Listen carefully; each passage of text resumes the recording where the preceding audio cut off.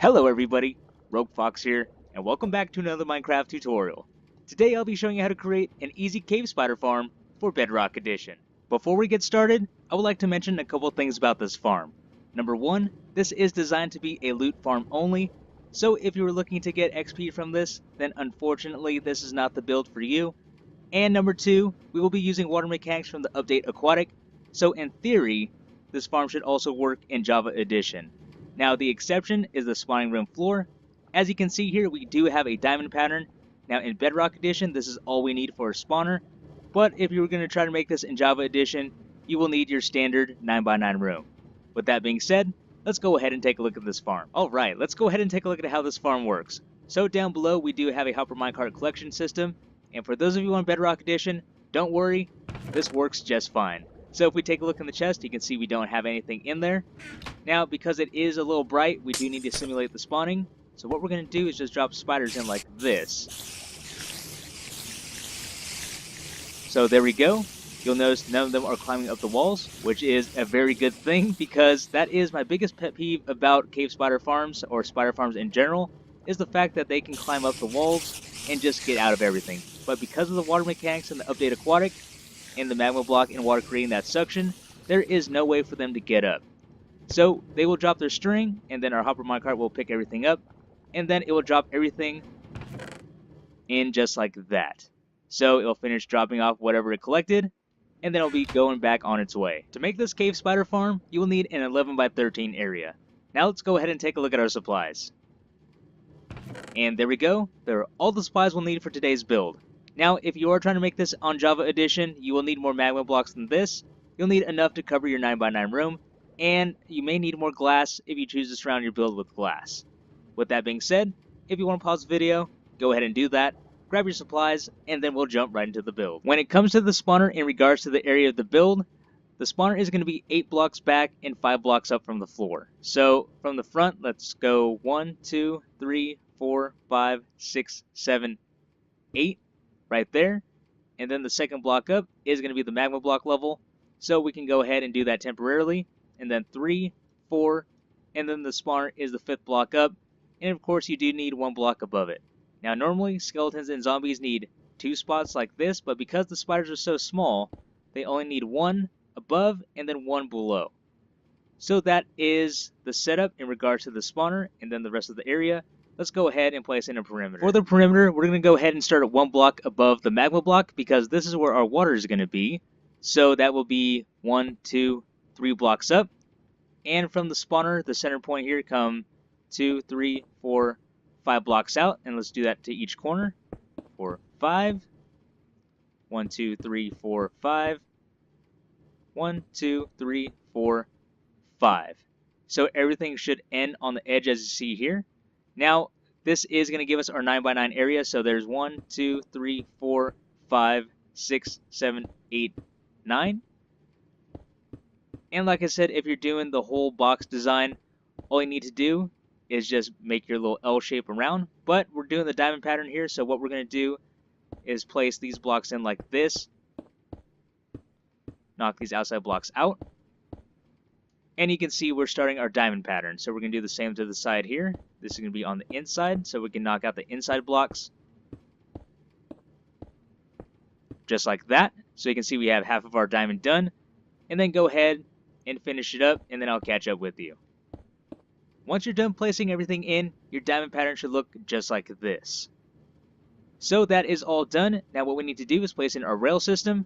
So to make things easy, what I'm going to do is actually knock all of this out.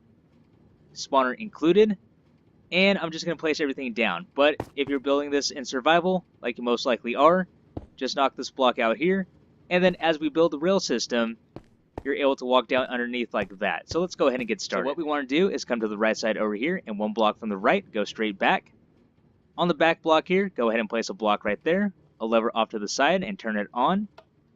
Now go ahead and get your powered rail, place 1 down right there, that should be on. Get your rails, place 1, 2 down right there. Powered rail right there. And what we can do is place a redstone block right there with a powered rail.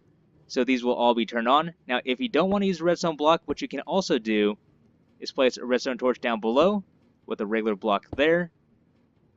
and that will work just the same. But to keep things easy today, I'm going to go ahead and stick with the redstone block. We'll put that back. From here, go ahead and place down 3 rails. So 1, 2, 3. Now go ahead and come 1 block up. 1, 2, 3. And then we're going to repeat this pattern right here. So just like this. 1, 2, 3. Now this will happen. So what we can do is just knock that out for now. Place a rail right there. And go ahead and place that back. So what we're going to do from here is repeat the pattern. And we're going to make this 9 blocks wide.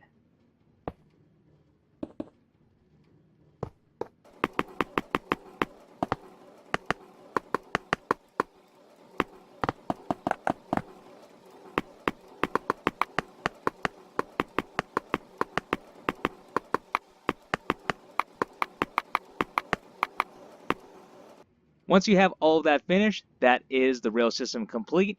Now what we can do is start working on our collection system. For the collection system, what we want to do is skip this block right here and then place 3 blocks down like that. Go ahead and get your rails, place 1, 2 right there. On this middle block, go ahead and place down your detector rail, a rail right there. And then let's go ahead, we're going to place glass, or if you're doing this in Java, you'll want to use a slab, and you'll see why in just a moment. So let's go ahead, we're going to remove this layer of blocks here, just so we can see underneath.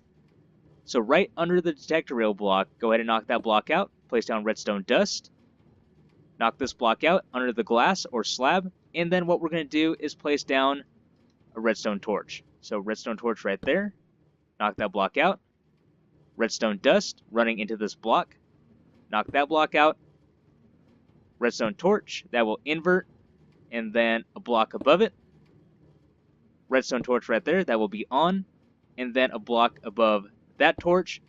Now go ahead and grab your repeater, run your repeater facing in this direction right there, and leave that set to 1 tick.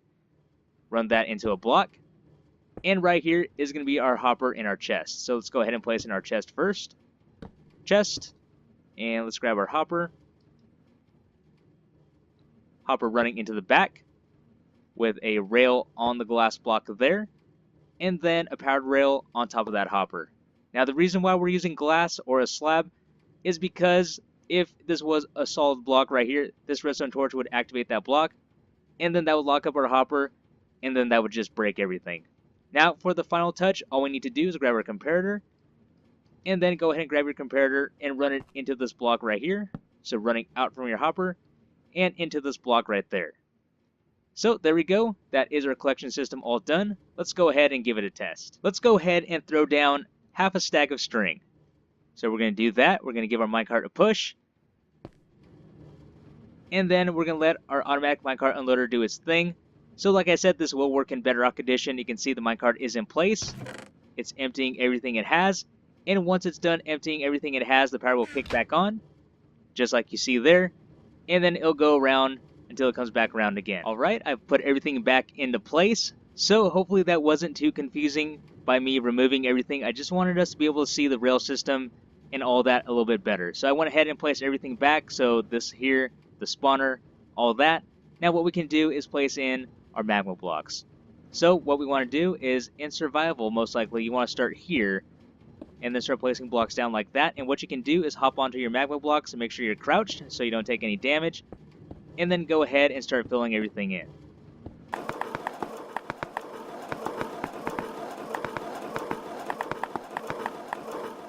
Like that. Once you have that all finished, you can go ahead and start placing in your water. And if you're making this in Java Edition, this is what your setup should look like, or if you're just choosing to do a 9x9 room in Bedrock.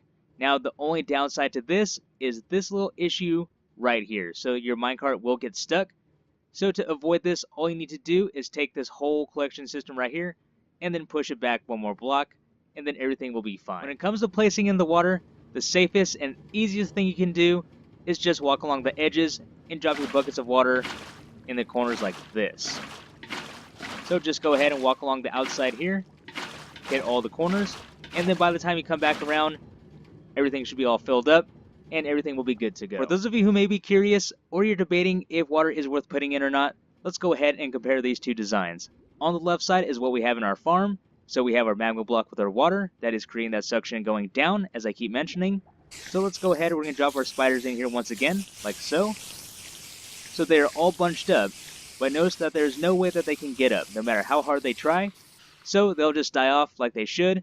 Now if we come over here with our regular magma blocks, go ahead and do the same thing. We're going to drop them all off, like that, and immediately you see that there is the possibility of them making it to the wall and then climbing up. And we are on the home stretch. All we need to do is enclose the farm, so I would recommend starting on the back side so you don't get yourself trapped somewhere.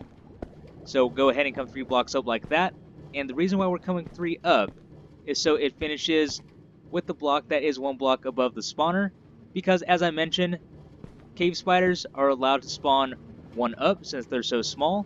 Normally, zombies and skeletons need 2 blocks, but like I said, they're small, so all they need is 1 block above and 1 block below. So the reason why we're doing this, if you didn't see my survival series, is if it's not 3 blocks, there is the possibility that they'll spawn in a corner and then get caught on the corner, and then that won't be fun. So we can go ahead and start up on this side like that. And once you have this all finished, it's your choice if you want to place a roof on it or not. You don't need to. Like I said, all you need to do is have this 3 blocks high, so it is even with this top block right there. Now that everything is all finished, you can go ahead and remove your torches and let the spiders start spawning so you can collect your string. And there we go, a cave spider farm for Bedrock Edition. This is the end of our tutorial. I really hope you guys enjoyed. This has been Rogue Fox, and I'm out. I'll see you later.